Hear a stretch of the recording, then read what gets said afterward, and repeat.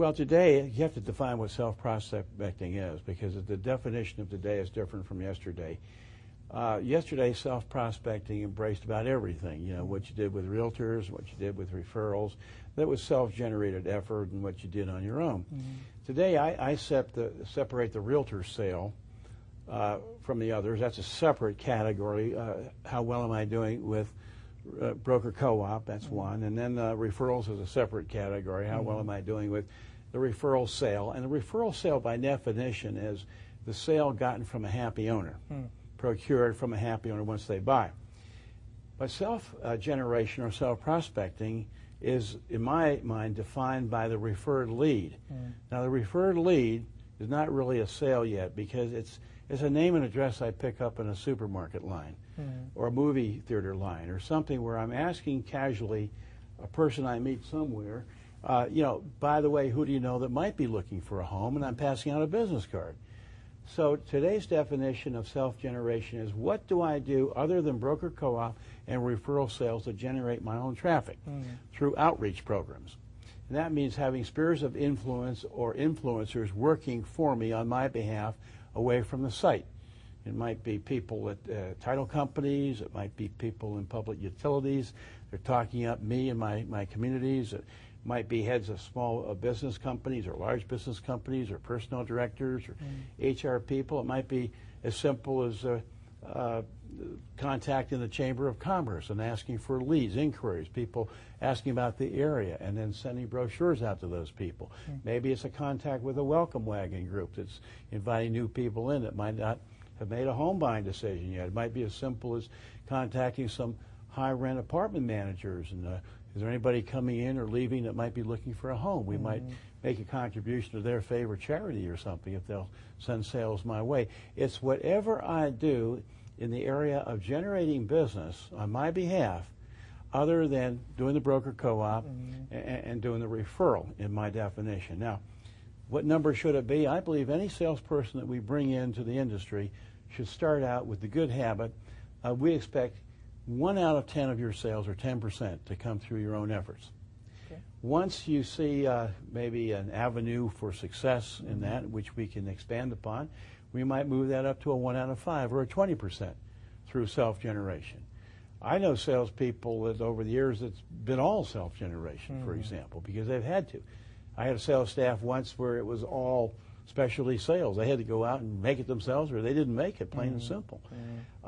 I think as an industry we had so much traffic the last few years that we kind of got besotted with so much traffic that we took it you know, for granted.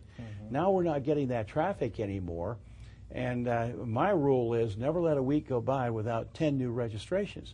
No matter how you get them, you've got to get 10 new registrations to make any sense out of what you do as a career track and the profit that you deliver to the builder. So if marketing or the market is not driving 10 new registrations to my door, then I'm in the business of going out and getting additional traffic registrations by whatever source necessary. And that's the mandate for the future. We can no longer sit and wait for traffic to come. As professionals, we need to know how to go get it. Well, I know exactly what it is. It's how to sell and close with your financing. And that's why we've written a book on it, the New Home Salesperson's Financing Handbook, and we'll have that out shortly. And this covers everything a salesperson needs to know in the realm of financing in 11 different chapters. And the reason for that is that closing the sale today is like a three-legged stool. You have to have the right housing product, sitting in the right location on the right home site, and the third leg of the stool is at the right monthly payment. Now, what is happening out there today is it's almost a phenomenal.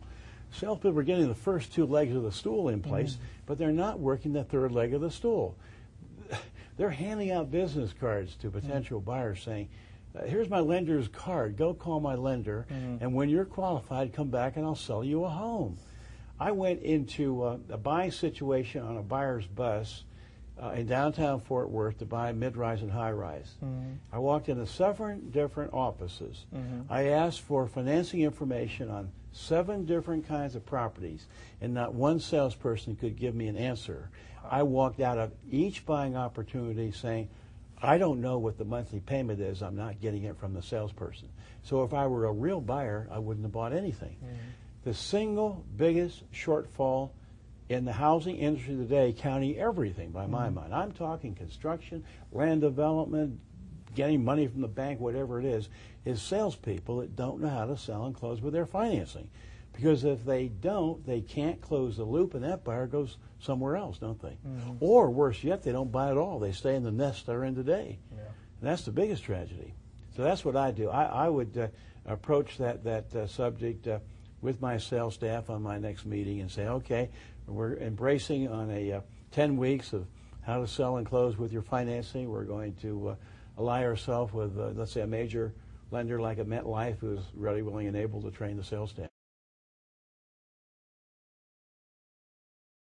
Well, let me give you a not positive example and a positive example. Okay. I mean, on a mystery shop, I was on a higher priced property, and my surrogate wife and I landed on a $611,000 home. And I said, gee, this is great. I mean, I am really excited about buying this. So I said to the sales representative, how much a month is this? Oh, she said, there's an old rule of thumb. Just take 1% of the selling price, and that's going to be about your monthly payment. So we're looking over $6,000 a month. $6,000 a month, I said. Now, I knew what the real payment should be, but I'm playing the buyer, and buyer's role. And so I said, $6,000 a month, I can't afford that. And so I walked out. And, I was a lost sale. I was really drooling over that property. The hallelujah story was a salesperson named Jeff, and I was in there on a shop, and I said, I'm a first-time home buyer. Boy, he just lit up like a Christmas tree. He said, are you here the right time? Your stars are in alignment. I said, why? He said, well, the government has given, this tax credit, and he took me through the whole, $7,500 no-interest loan from the federal government to help, buy a first home, took me through all the qualifications. And I said, gee, that's terrific, Jeff. I really appreciate that information. And then he said, but we're on a short fuse for this. We're going to have this home sale done by the 1st of July, and the home that you want to purchase is going to take about that long to get this thing ready for you and get your financing in place. So we're right up to it right now. So if you want to get this home with that financing program, which is basically a $7,500 interest-free loan, and then he explained how I could sell my home within 3 to 5 years or whatever the number was, however long I want to live in it. And whatever gain I got on the sale of my home would help alleviate the debt. And if there wasn't enough gain, the government would forgive the balance of my interest-free loan. I thought, holy smokes. And Jeff, I have to do this before July 1st of next year. And he said, yes, let me show you in the procession of buying this home where we're right up. We're about 45 days leeway, not much time to get it done. So I suggested we move forward right now. And boy, he closed me right there and on the spot. It was brilliant. Brilliant close using the government tax law. That's what I'm talking about. That is the salesperson that can make the sale that the other salespeople miss.